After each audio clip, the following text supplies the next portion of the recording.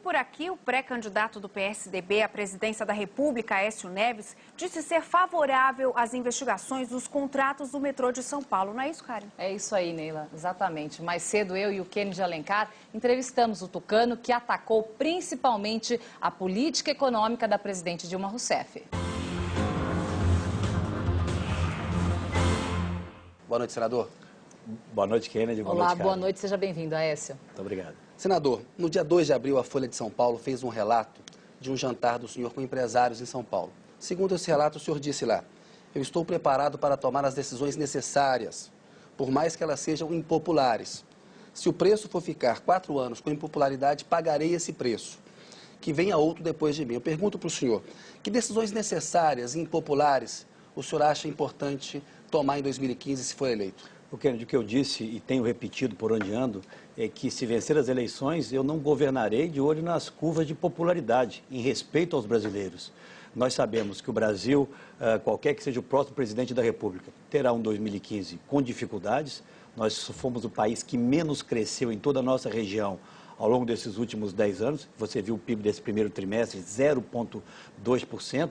A inflação recrudesceu, a inflação de alimentos, que pune os que mais precisam, já está em torno de 10%, e é preciso que nós tenhamos uma política fiscal austera e transparente e o foco no centro da meta da inflação, que não vem ocorrendo nesse governo. O Armínio Fraga, que é ex-presidente do Banco Central, ele disse numa entrevista ao jornal Estado de São Paulo no começo de abril que essas medidas impopulares são necessárias para evitar o pior. Ele está com o diagnóstico certo quando ele fala que o mínimo cresceu muito, que tem que ter um aperto? Não, na verdade, o mínimo é uma conquista da sociedade brasileira. Inclusive, o projeto que mantém o reajuste do salário mínimo, o reajuste real do salário mínimo até o ano de 2019, é do PSDB e do Solidariedade, 2 partidos que estão na minha base de apoio. Na verdade, o que nós vamos fazer é o que precisa ser feito para o Brasil retomar um crescimento sólido que não vem acontecendo ao longo dos últimos anos. Agora, Aécio, o PT levou uma propaganda ao ar que fala dos fantasmas do passado, né? Ele disse, inclusive, que uma vitória da oposição seria um retrocesso, traria arroxo salarial, desemprego e menos gasto social. Como que o senhor responde a essas críticas? Em primeiro lugar, dizendo que o PT se esqueceu que o passado é ele próprio, né? E é muito triste, Karen, depois de 12 anos você tem um grupo político que está no poder e tem a apresentar para o Brasil isso, o temor, o medo. O PT não fala mais ao futuro, não fala mais de esperança, não fala mais ao coração das pessoas. Nós combateremos o discurso do medo com o discurso da esperança, da seriedade na vida pública, né, de pessoas corretas e adequadas a conduzir o Brasil para nos contrapormos a esse absurdo aparelhamento que tomou conta do Estado brasileiro, que aniquilou, cara, a Petrobras, a mais importante empresa brasileira, que hoje deixou as páginas econômicas para ocupar as páginas policiais. Senador, o senhor disse que na política de combate à inflação você vai perseguir a meta, o centro da meta, que é 4,5%. Mas falou que pode estreitar aquela banda que acomoda choques, que é de 2 pontos percentuais. Portanto, o teto é de 6,5%.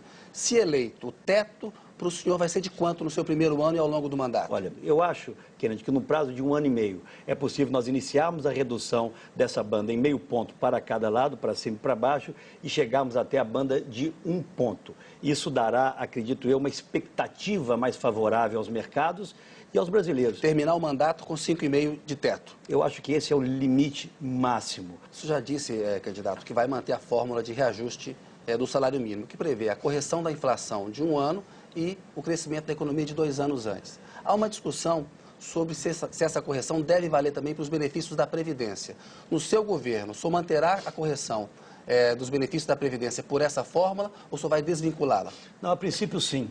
E nós temos discutido, Kennedy, ainda... A princípio pode mudar, então. Não, mas a princípio sim. Olha, eu não posso entrar em detalhes sem conhecer efetivamente a situação real do Caixa, do Tesouro, das expectativas de receitas, né? O governo fez inúmeras desonerações pontuais ao longo desses últimos anos e que não tiveram o efeito esperado na retomada do crescimento da economia, e nós precisamos ver se esse é o caminho correto. O que nós vamos, o que vai impactar nas receitas do Estado o fim da desoneração pontual de determinados setores da economia. Só a partir daí nós poderemos fixar efetivamente metas, inclusive de outros reajustes. Em relação aos aposentados, eu tenho discutido, inclusive, a incorporação, e pedir que isso fosse detalhado para nós, para a nossa equipe econômica, a inclusão no cálculo da inflação para do reajuste, desculpe, dos aposentados, por exemplo, o crescimento ou aumento dos medicamentos. Agora, o Eduardo Campos, o pré-candidato do PSB, disse que tem mais chances de derrotar o PT no segundo turno. E a vice dele, a Marina Silva, disse que o PSDB cheira a derrota no segundo turno. Né? Qual é a sua posição sobre isso? Olha, eu tenho enorme respeito pelo Eduardo, pela Marina, estimulei ambas as candidaturas, o PSDB ajudou no Congresso quando pôde, quando quiseram impedir a candidatura da Marina, ela se lembra, o PSDB estava lá firme ao seu lado, estimulamos a candidatura do Eduardo. Agora, em relação a disputas com o PT, o meu histórico, ouso dizer, é bem melhor do que o da própria Marina, porque... O PSDB foi derrotado nas últimas 3 eleições para a presidência. Mas eu não disputei essas eleições. O que o senhor vai trazer de diferente, então, eu, nos últimos 15 anos, Karen, me especializei em uma coisa, em derrotar o PT nas eleições que disputei. Nos últimos 15 anos, em Minas Gerais, eu venço todas as eleições do PT. Mas essa questão do segundo turno, nós temos que deixar para os eleitores definirem. Quem está na política sabe que é um discurso corriqueiro, aquele de quem está um pouco atrás, sempre dizer, não, se eu estiver na frente, a minha chance é maior. Agora, senadora Aécio, o PSDB impediu CPIs para investigar casos de corrupção em São Paulo, como o cartel do metrô. Agora, em Brasília, o PSDB liderou 2 CPIs para investigar a Petrobras. Isso não é incoerente, senadora Aécio? De forma alguma. Eu acho que cada um tem que se posicionar em relação aos fatos que conhece. Aqui em São Paulo, o que eu vejo é uma investigação, o próprio governo do Estado se dispondo a participar dessa investigação. A investigação aqui só saiu por causa da justiça da França e da Suíça, né, senador? Mas eu acho que tem que ser investigado, Kennedy, eu não coloco o rótulo, eu acho que tudo tem que ser investigado. Agora eu pergunto a vocês, as denúncias sobre a Petrobras estão aí, né, a todo dia. Nós abrimos os jornais e vemos um diretor da Petrobras preso, refinaria que custava 50 milhões, comprada por 1 bilhão e 200, uma outra que é Abreu e Lima, orçada em 3 bilhões, já se gastou quase 20 bilhões. Qual seria a nossa posição mais adequada? Nos omitimos em relação a isso? Não. Quero CPI sim, quero que isso seja investigado e é papel da oposição fiscalizar as ações do governo. Eu deveria defender também em São Paulo, não, senador? Tudo bem, eu acho que tem que ser investigado também. Está lá aberta a CPI. Acho apenas que o PT demorou muito, né? Poderia ter feito isso há muito tempo. Eles têm maioria, eles têm 80% do Congresso Nacional. Né? Que se investigue o cartel em São Paulo, que se investigue o cartel também apontado pelo CAD no Rio Grande do Sul, em Belo Horizonte, com recursos federais, em Brasília, que se investigue tudo. Agora, o governo federal e a base do governo federal e o Palácio do Planalto não querem que se investigue a Petrobras. Mas nós estamos já sentados na comissão e vamos apresentar à população brasileira esclarecimentos sobre de que forma a nossa principal empresa vem sendo administrada. E faço isso, me permita, Kennedy, com a autoridade de quem tem 30 anos de vida pública absolutamente ilibada, inquestionável do ponto de vista ético. Como presidente nacional do PSDB,